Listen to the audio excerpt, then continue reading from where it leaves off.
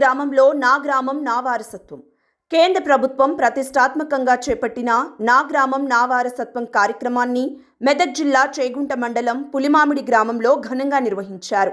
గ్రామ పంచాయతీ కార్యాలయం సర్పంచ్ శ్రీనివాస్ రెడ్డి ఒగ్గు కళాకారులచే ఒగ్గు కథ కార్యక్రమాన్ని నిర్వహించారు.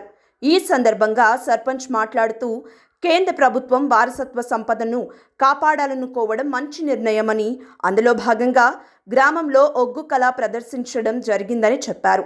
అంతకుముందు గ్రామంలో గ్రామ పంచాయతీ కార్యాలయం వద్ద, పాఠశాల వద్ద గణతంత్ర దినోత్సవాన్ని ఘనంగా జరిపారు.